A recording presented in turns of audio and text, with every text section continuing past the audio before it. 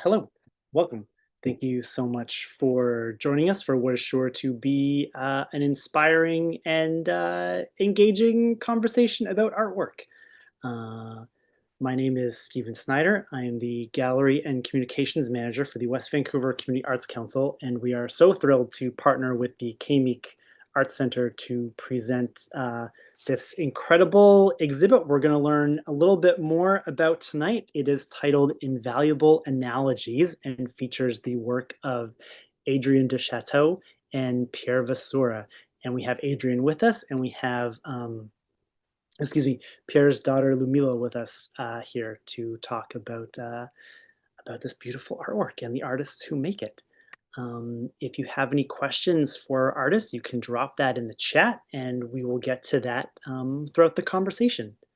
The Arts Council is so pleased to work with the KMEEK to present exhibitions like this in such a beautiful venue, which is on the unceded and traditional territories of the Squamish Nation. And recognize how privileged we are to be able to be here on these incredible lands to celebrate all kinds of arts and culture, with and alongside our host nations who have stewarded this land since time immemorial.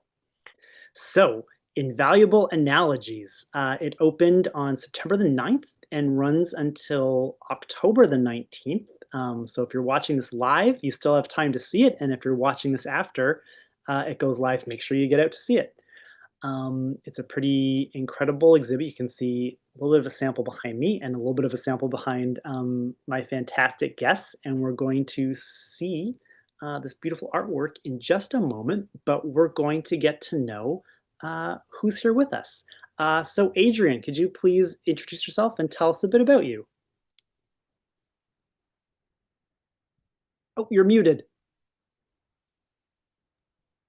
Yeah, hello everyone. First, I want to say that this is a great opportunity for me to get to show my work. So, like, of my background, I started several years ago working in photography in the commercial industry, working with different brands and mostly advertising and editorial pieces. But when I started, I always envisioned myself as an artist more than a commercial worker, right? But life took me to the commercial aspect of photography. So art is something that I have always tried to nourish. And because of my commercial background, that kind of always influences my artwork, at least aesthetically, and it has made me make me question the nature of photography, right, and the nature of how photography impacts our lives and the way we communicate with each other, and especially like in the marketing setting. Um, yeah, that's a little bit about me.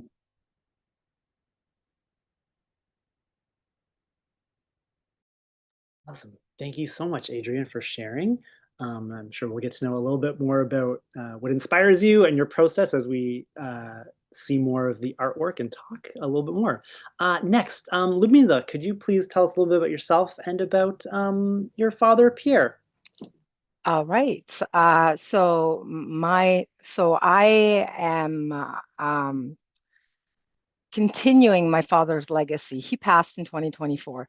However, he had a vast career as a multidisciplinary artist, and he worked a bit in silence over the last, I would say, 30, 40 years, just creating. So my my my my goal in life is to really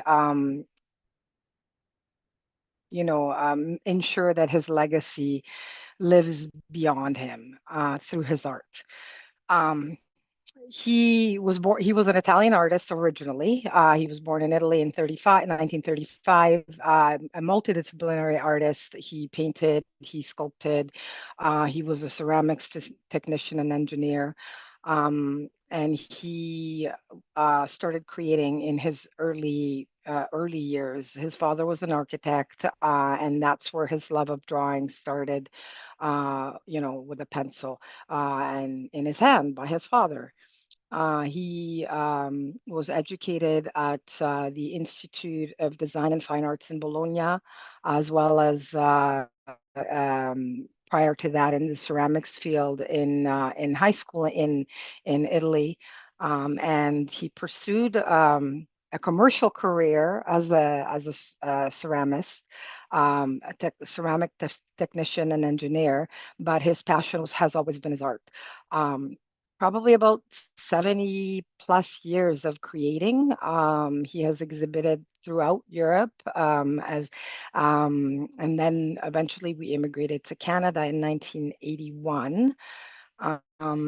And as life, throws you curves, he did take a hiatus for a few years, probably until 1989, in order to, gain some financial freedom for his family. Um, not doing art, not creating.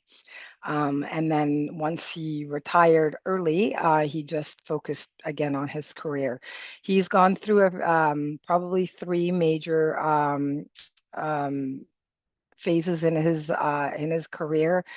Um, Phases more like I would classify as changes in style, because for 70 years he was experimenting with what became the style that you see at this exhibit today. That's largely influenced also from his background in his ceramics technical field, because in that particular field, shapes, forms are very symbolic. So that is pretty much uh, what I can say about my father. Um, So thank you so much for sharing. I'm looking forward to hearing what y'all have to say later on. And yeah, and thank you, for uh, doing this on behalf of your father, for submitting for this exhibition and sort of helping to carry on his legacy. That's pretty great. Thank you. Uh, Next up, we've got a quick little tour of the show to give you a bit of a sample of what you can expect. So we're just going to pull that up right now.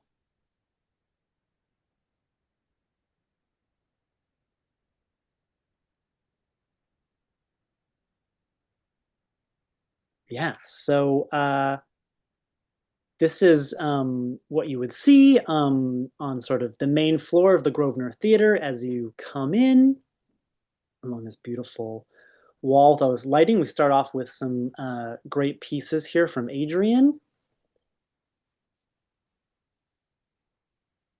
There's bios of each artist, so you can find out all about them while you're looking at the artwork. And then we move into some of Pierre's paintings. As you can already tell, it's a very bold exhibit. It's very striking work, a lot of great colors, a lot of energy, a lot of big ideas in these pieces. Yeah, then we have finish off this floor with a few more pieces from Adrian.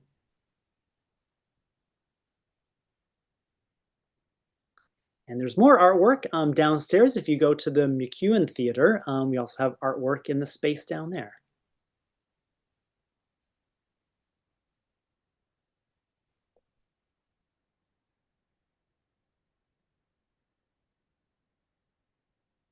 It's pretty fortunate to be able to use both floors to share the artwork. Yeah, and then right as you come down the stairs, some of Pierre's work. a little different from the work that's upstairs. And I think we'll see that not only in Pierre's work, but with Adrian as well. There's almost I don't know if series is the right word, but there's little bits of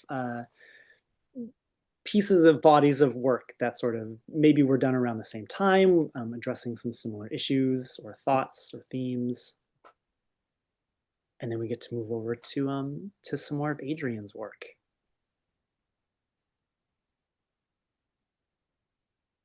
Which is interesting, Adrian, because I've had some people ask, is it photography? Is it painting? Is it sculpture? People are what is this? What am I looking at? It's a pretty good conversation starter. Um, yeah, sure. So these are mainly discarded objects that are placed as little sculptures, let's say, and then I take pictures of them. Right? So there is some pictorial inspiration for sure. So they tend to look like paintings, and I guess that's yeah. It's not something that I am actively trying to do, but I guess that's the way I see these pieces, right? But I'm just gonna say that like one artist that inspired a lot of this is Joan Miró, right? The Spanish painter. So yeah, that's kind of why they look as they look. Awesome, thank you. And Ludmila, it's really cool to see the paintings as well because they're it's again it's people are asking what am I looking at, because the way everything's designed, you've got to try and figure out, well, what is this image? Is it something recognizable? Is it telling a story? What's happening here? There's a lot of great questions with this exhibit. Yeah, my father was greatly inspired by fables, poems, theatrical characters. But, I often think of my father as a shapes savant. Um, you know, when you look at these, first of all, disclaimer, these are not digital images. Everybody always thinks this is digitally remastered or created, or they're, you know, he didn't have any technology until maybe 2 years before he passed, where I got him a basic cell phone. So he didn't use technology. This was um, essentially the way I asked him one day, like, how do you do this? And he said, he gets, he was inspired and he thought about it and he would imagine it in his head and then he would create it. And so assembling all of these shapes together to create these analogies, because all these are objects that live in real life. They're portraits of someone, they're images of something, but they are recreated in his particular style, what he defined as analogical formalism, using shapes and forms to create something that already exists and reinvented, reimagining it in a more modern, contemporary way to capture the viewer's attention and maybe bring you into um, you know i- into the story, the fable, the poetry that it depicts. Um, yeah, and I mean, again, going back to his ceramics background, right? Shapes, forms. But yeah, like I said, a shapes savant. He built these, putting shapes together. Well, not built them, but like painted these. But he did build many sculptures that I have in my home. Many, many. So this is a very small body of his work. Yeah. Shall I continue? Actually, I think this is probably a good place where I'll bring up the piece that you've selected. Okay, Um, sure. both of our both of my guests here have selected an artwork that's on display to talk a little bit more in depth about maybe that particular piece, but also sort of the body of work on display as well. And just a reminder, if you have questions or comments, drop those in the chat. And so I'm going to pull up this really great painting by Pierre. And yes, please continue. All right, so this particular piece is the analogy of a tarot, the death tarot card. Um, so as I said before, my father was inspired by, fables, poetry, literature, anything that he was a great reader, and anything that captured him. So in this particular piece, it's a re-imaging really of the tarot card. The traditional card usually has a skeleton or has, death in a dark cloak with a sigh. Yes, the sigh. But in this, he's trying to capture your attention more vividly. I mean, if you think about tarot cards, you think about the more um, traditional way, the older kind of style, the very kind of, I mean, the medium and the tarot cards, very, very old school. He's trying to reimage it in a more modern way, but also just capturing death and the circle of death, and really what his true intention is in all of his art that you're looking at in this exhibit is how he's trying to capture the viewer's attention with respect to bringing something that is old into the new. Um, the reason that fables, stories, and that are a part of his inspiration is he always thought of himself as an eternal kid, and stories, poetries, and that they always brought him great joy.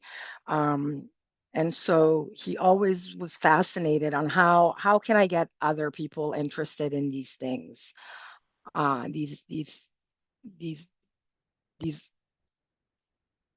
I mean, they're part of our everyone's history. Everyone has cultural stories, whether, whatever interests you, whatever your culture has.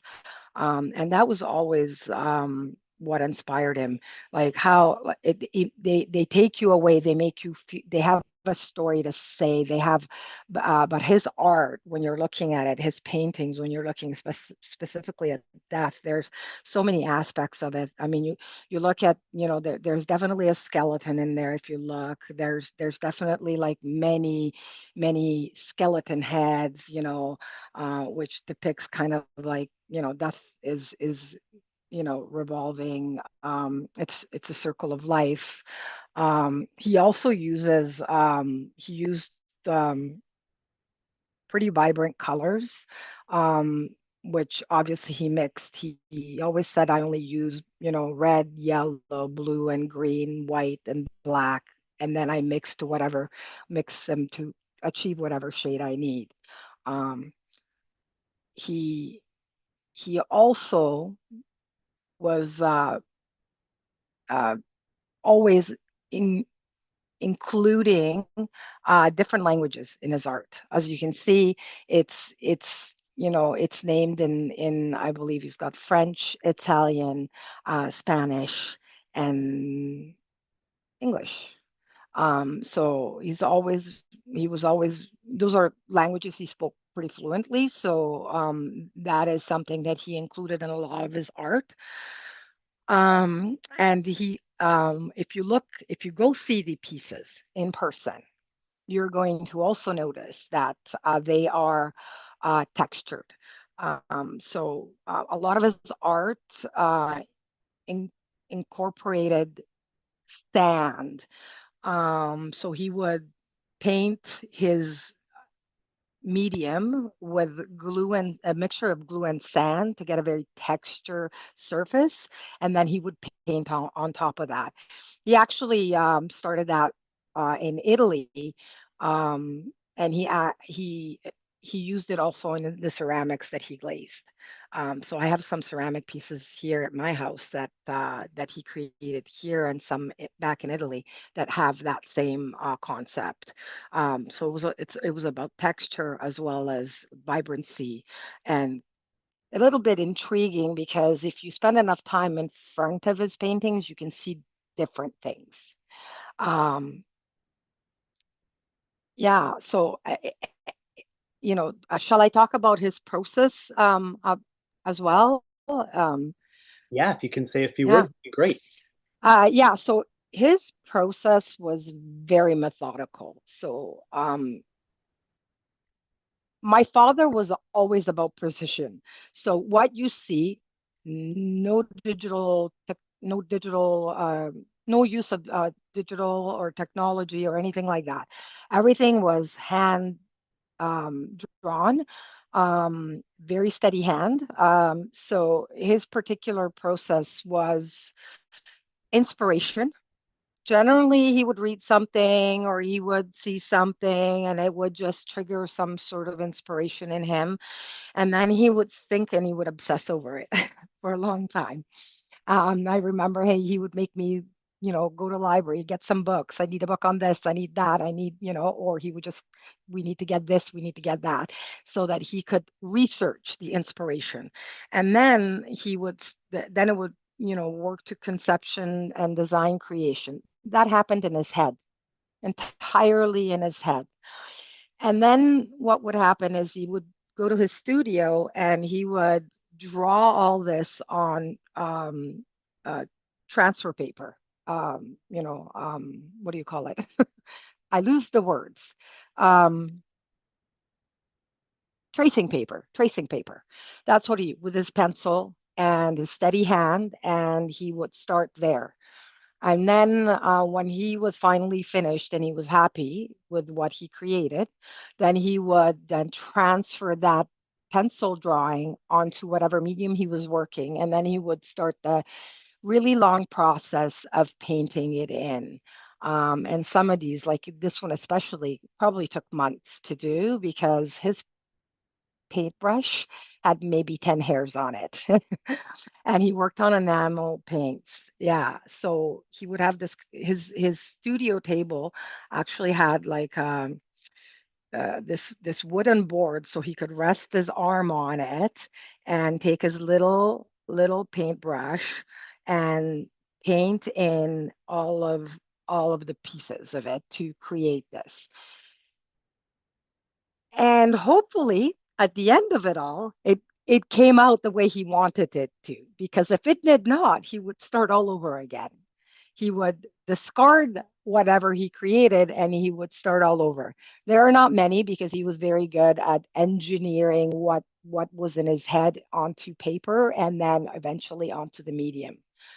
Um, you know, but yeah, so what you see is the projection of what was in his mind at the time that the inspiration caught him, and also a way to, like I said before, modernize some of these objects of his inspiration so that we don't forget.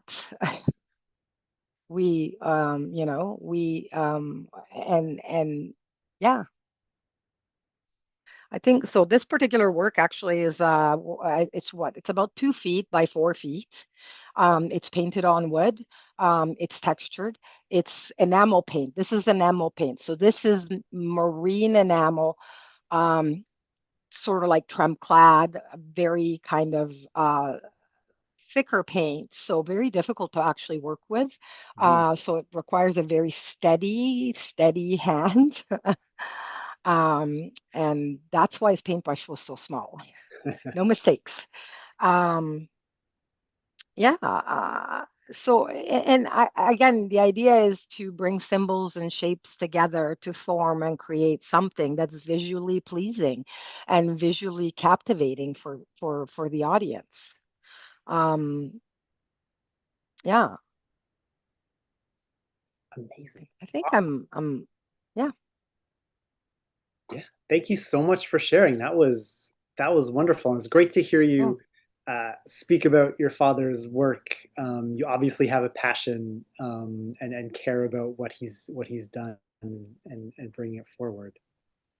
Thank you. I do. And I want to say, now that I'm here today and talking about his, trying to carry forward his legacy, sometimes I have regrets because I wished I had more in-depth conversations about his process. He was a very kind of reclusive person. So when I say that he had that hiatus and then he went back to working, but in silence, he created until 2 months before he passed, because that's what kept him going. Even after my mom passed, like I remember his doctor saying the only reason he was doing so well is because he had his art. That was always prevalent in our life. So I wish I that is one of my biggest regrets is I wish I had more meaningful conversations. But he was also a man of very few words until you started talking about his art. Yeah. And his art has a lot to say. Yes, it does. And there's a lot of it. So I am hoping that I can continue this and I can do this. I can do it right, and I can continue to show, because there's so much more the world has never seen. These pieces, actually, the death tarot has analogy of the death tarot has never been seen. The tarot series, I believe only one was seen previously at the Federation of Canadian Artists. And a lot of his pieces are series that are pretty large. Like he has ones that are like 101 pieces. Yeah, and ones that are like in the 80s. And yeah, so there are many, many pieces. We're talking probably a couple thousand pieces he's created over his lifetime. That does not include anything prior to his current period, which is the formalistic analogy style, which you're seeing today. Like I said, the other two phases of his creative journey, I've discovered many, many throughout the house now. I don't know how many of those are. I've spent a couple of years already trying to catalog. I've maybe cataloged about 500 pieces if I'm maybe 3 to 500. There's a lot more to go. Yeah. Amazing. Yeah. That's quite the endeavor and quite Yeah. yeah, just great to be able to get this message out and get these images out, and to get this And idea of making something new and telling stories is very important. And that's what art yeah, does. yes, exactly. And I'm very thankful to the Community Arts Council of West Vancouver and the Meek Center for having this. Yeah, it's fantastic. Yeah. Yeah, I just want to say that the the experience of seeing Pierre's pieces live, it adds some depth to them because you can clearly see the stories that he liked, and you can see clearly his inspiration. But then taking a look at the pieces up close, you can really appreciate some of the process that he put into them, right? The textures and what I can really appreciate when I see them up close is those perfect brush strokes that do not compete with each other, and the different like textures of each of the paintings. And as you said, like those tarot pieces that are mixed with sand and some glue give like it gives certain amount of interaction with those stories. So it's not just communicating an image, but also communicating part of how he lived, I guess. All those stories and how he could touch whatever like he liked, and yeah, I think, I mean, I never got to know him, but his art really communicates a lot about him. Thank you so much. That's great. I couldn't have said that better myself. Yes. Yeah, you're 100% correct. Yes. Um, yeah. And as for your art too, as well, I'd like to say that when I saw you bring the pieces when we were putting together, when we were bringing them for delivery, I was amazed how I never thought about discarded objects the way that you see them. It's amazing because when you look at it, if people are saying, "What am I looking at?" Because is it a sculpture? What is it? You would never think of it as a discarded object until you kind of read your write up about how what your what your inspiration is and how you manage to photograph these. Um, you know, basically inspiring the world that there's beauty all around us, even in discarded objects, in anything. Photography is a different way of looking at photography. You're correct. We're so busy trying to capture like our lives, but there's so much more to it.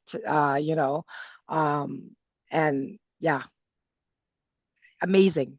Definitely. I think that's a perfect segue to pull up the piece Adrian has selected, and we can hear more about this work and sort of the rest of your body of work. Um, yeah, I mean, as Ludmila said, like really what captures me about exploring the photographic medium, it's perspective changing capabilities, right? Um, the photographic medium is created in such way and nurtured in some way, in a way that we might never be able to grasp or understand what we are looking at. It's a personal experience, right? Like whenever you are in front of an image, you build this relationship with whatever is put in front of you, because photography always has to extract its language from the real world, right? But that real world gets somewhat distorted uh, thanks to the photographic process. So one of the reasons all my pieces do not have names, they are labeled as items.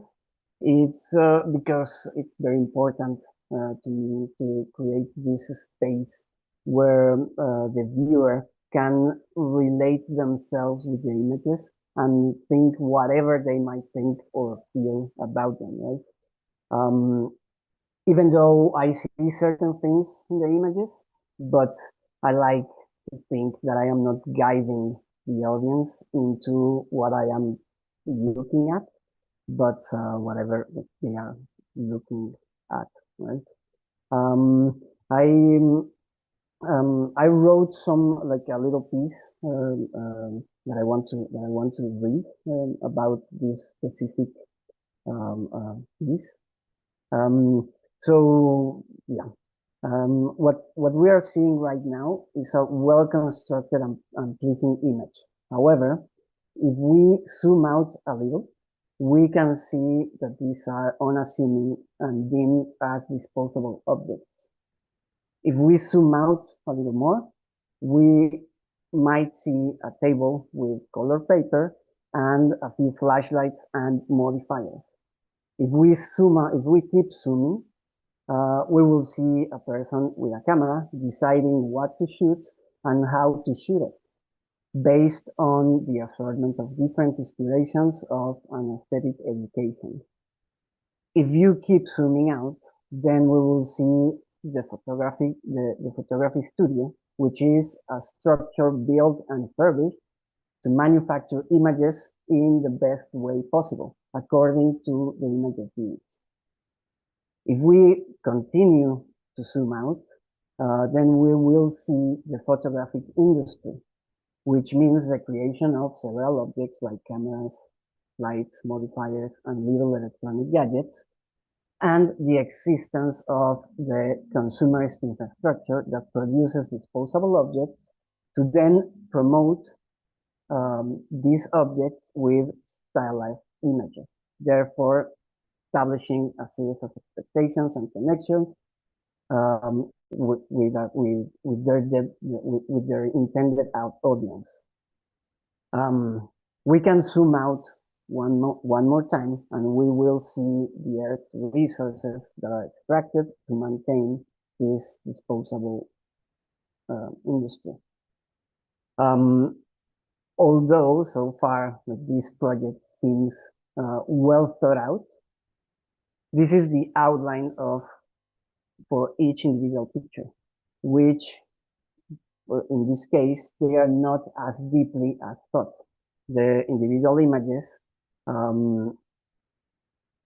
I don't think about them for a long time.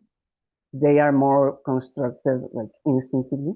They are somewhat a subconscious compilation of my aesthetic itches. In fact, the first image that I made from this aesthetic experiment came to me while I was meditating. So this process of instinct, of course, do not prevent me from analyzing the pictures afterhand, right? So I chose to show you this picture because of the interesting juxtaposition of the objects that are actually in the picture. So first we have the river rock, which is an unassuming and sometimes underappreciated object. River rocks are abundant natural objects. None of them are quite the same, yet their shape is perfect, and it is modeled by their interaction with their natural realm. Therefore, they exist forever changing. Then we have the styrofoam piece, which is a non-natural object created by humans, which coincidentally in this case came from a box that contained photographic equipment. So it's an object created by human technology as a disposable object meant to protect the same apparatus of photography. This is disposed by man, and nature cannot dispose it or absorb it or destroy it, at least not in our lifetime. The third item is an outcut of paper produced by another artist and friend, Rachel F., who kindly offered to me her discarded materials as a way to inspire my work. So the role of this item in this image makes me think about the role in art throughout history, which is sometimes question and confront social issues, which in this day and age is overconsumption and climate change, right? But this last bit might be me over analyzing stuff, because of course if we see this image in a simple way, this is a beautiful image of a very stylized and delicious dessert. Again, this is the way how the photographic medium manipulates our perspective, or can manipulate our perspective, to see and relate to any given object inside an image. Yeah, that's kind of what I have to say. Thank you for sharing, Adrian. Again, big thoughts and ideas and storytelling, and the fact that, pointing out that when we make images, and how we make them and what we choose to put in them completely subverts, or not subverts, but really tells the viewer what you want them to see most of the time. Like if you just came, like you said, this was on your table in your studio, and if I just came in and walked by and saw that, I probably wouldn't think anything. Oh, that's kind of some interesting stuff. But looking at it the way you've got the lighting and the composition, it's a really arresting image. So the fact that when we make images, it completely transforms whatever it is we're looking at, whatever it is we're thinking. That's pretty amazing. Yeah, and in the end, it's I think an always an ongoing exercise about us learning how to see things and how to talk about what we see. Um, because we live now in a super fast culture, in a super fast consuming culture. Every image out there now comes and goes, easy, fast, and then we forget about them, right? But I do think that we still need to nurture that exercise of really thinking about images not as the images we are as it's presented in front of us, but at what got to create the image that is in front of us, right? Even if it's a post in social media, or even if it's a picture of a recognizable brand, there is always a message um, that manipulates, or we ourselves manipulate ourselves, right, to appreciate or understand an image. So yeah, I think um, the like art's capability to question its own medium is something that I have always find fascinating, for sure. Definitely, it is fascinating to think about art in those terms, and to question the medium and the message, and how they're related.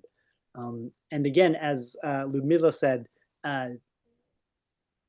about the materials that you're using, these discarded materials, this waste, these examples of, like, fast products and consumerism. um, uh, you must have, or maybe you don't, just a collection of just stuff in your studio, or is it just kind of, because you said you work intuitively, so you don't have it planned out, so you must have just like cupboards full of things. Um, yeah. I basically collect trash, you know. So yeah, in my studio there are bags of trash, and I have like a little table where I have just everything in display, and I just see it and sort it out until it makes sense, until I can see something and I think, oh, this is this might work out, right?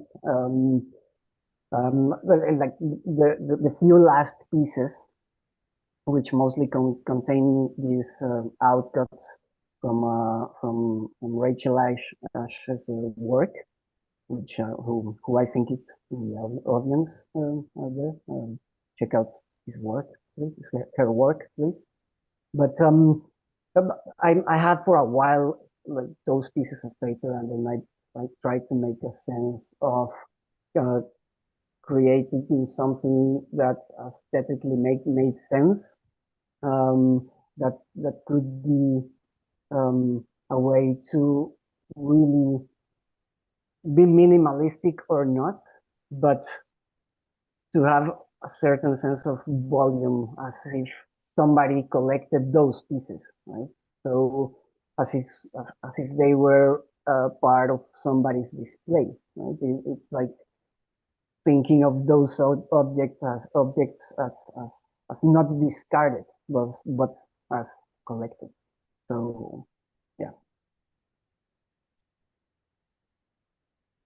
It's an amazing point because my father collected many things, um, because that's what inspired him in his art as well. So he had, he would, again, he would obsess over things.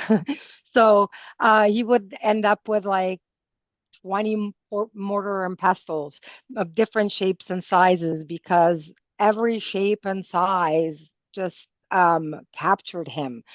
I remember he used to keep all the little jars of the conditioner that used to come in my mom's hair dye.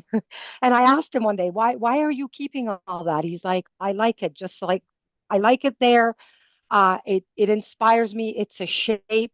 I love shapes. I love anything that is anything around me. So yeah, he had he had a lot of things.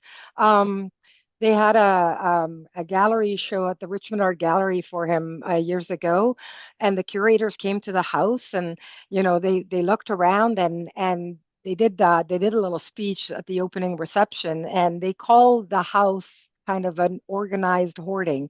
So, not a regular hoarding situation by all means, but it was very organized, because he would display everything, and it would all be in specific sections, right? Because that's what inspired him, right? So he collected all kinds of things, whether someone would think it was garbage, and he didn't discard it that way, because it was something that has inspired his shapes.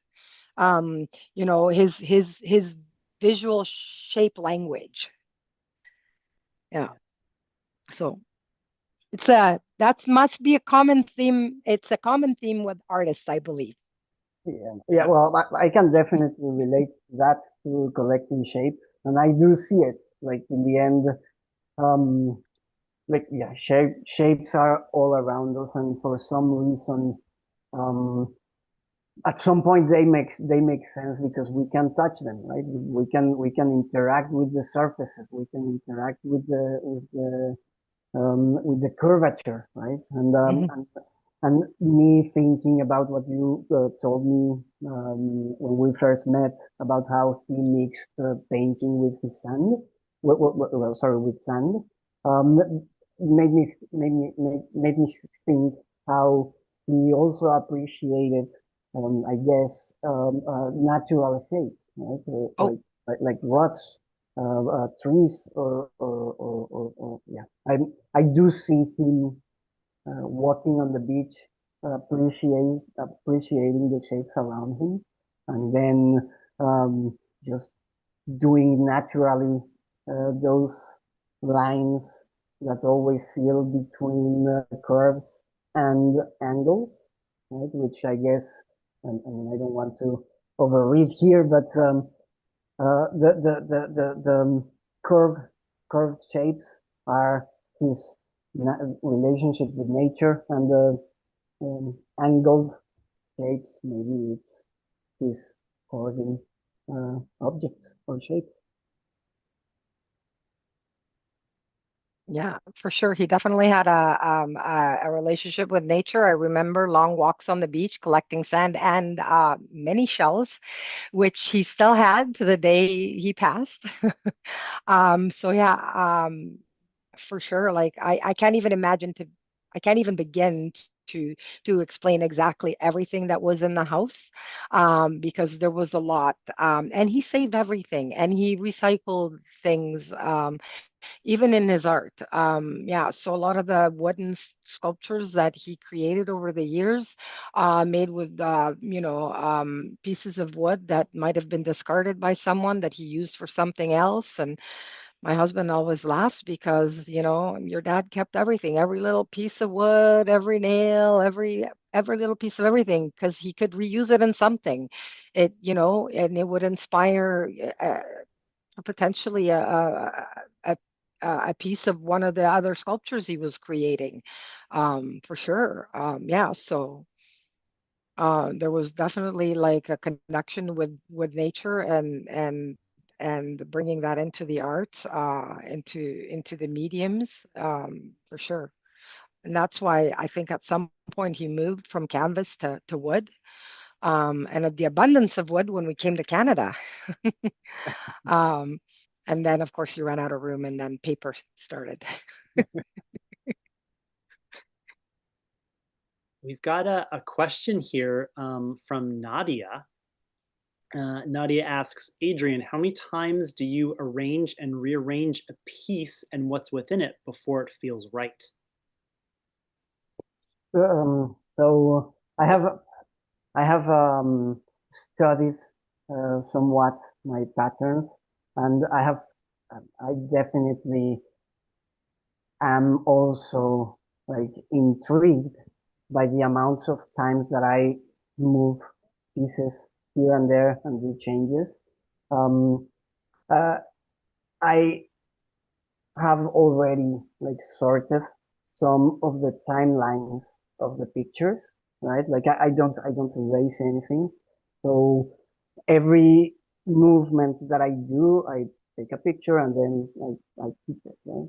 So there is actually at some point maybe I'll find a way to either show it, talk about it, or maybe make like a video of it or something. But if you scroll on my film strip, right, you can see like like if it was like a stop motion thing because there are like these minute little changes because they're always like tiny little changes, right? Like in the end, I think a perfect image is the compilation of several minor details, right? So I don't think I shoot 100, but maybe in the 50-ish shots per per image, maybe. Yeah, between let's say between 50 and 100. Wow. It's so interesting hearing your approach compared to what Pierre's approach was, and how Adrian, you're very intuitive and you're just trying all these things out here and there and seeing what feels right and what looks right. Whereas Pierre was like, this is the way it is. I've already thought about it. I've planned it. I've mapped it. It's going to be perfect once I start working on it.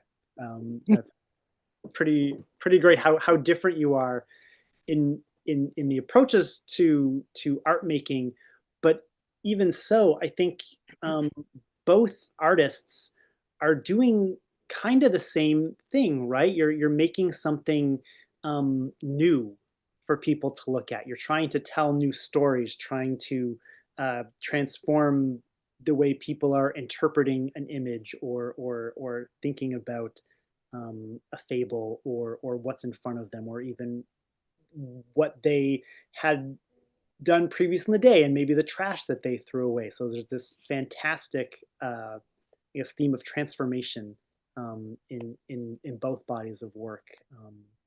That's pretty exciting and but just tackled in different ways. Um, yeah, and so the I don't know, maybe I am assuming too much, but I think most artists have that intuitive sense of creating that either is driven by a perfect process or a more of like a free process, right? So there are artists who instinctively create an image in their head, but then they strive to make it perfect. Right? And then there are other artists that are just free, right? And pure instinct. And that doesn't mean that either of them or in either of those examples, they're not trying to tell a story. Technically, like I guess we are all the time telling stories. Um, Stories told through our instinct, right? That from that instinct, you might create a process and an afterthought maybe, but I mean, at least I feel that there is always an intuitive um, feel to go about it.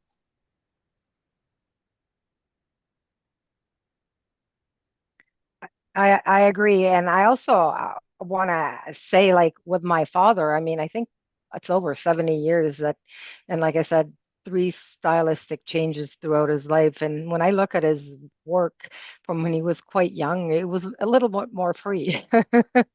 um, a little bit more free. This was definitely very regimented, his process in this new style.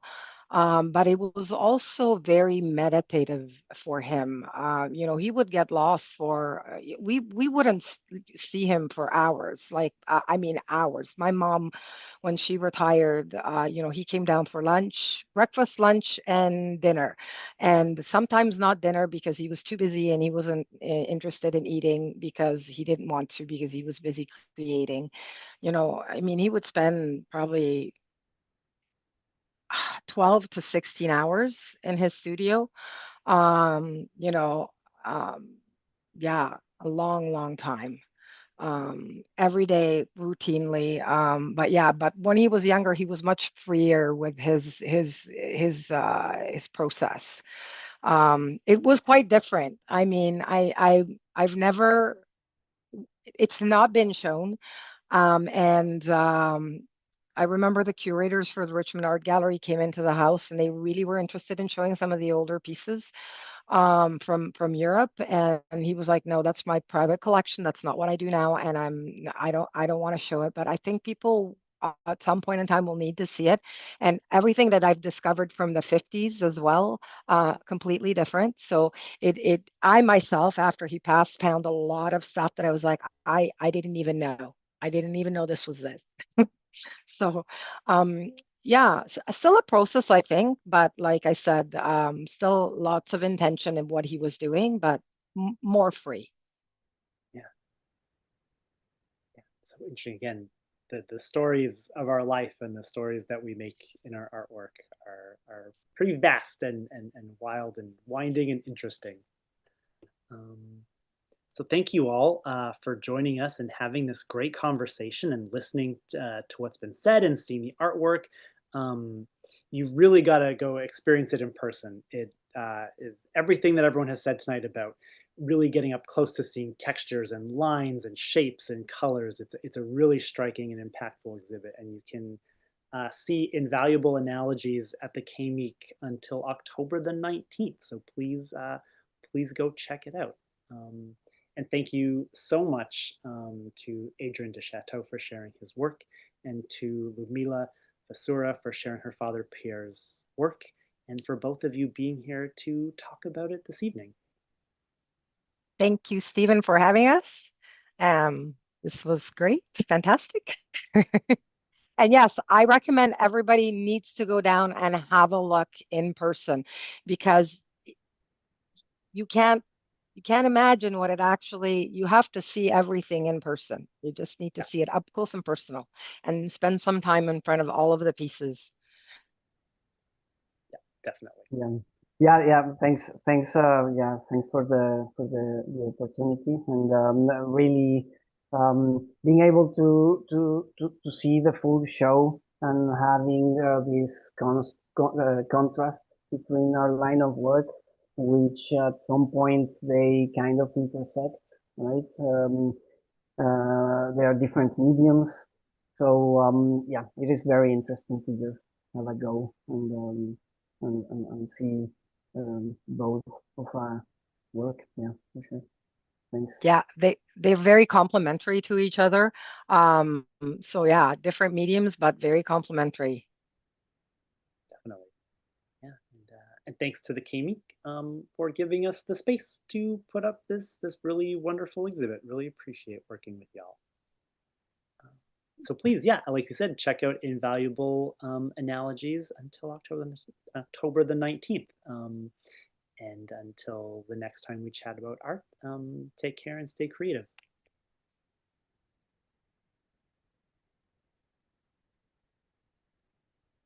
That was awesome. Thank you both. That was a great conversation. Yeah.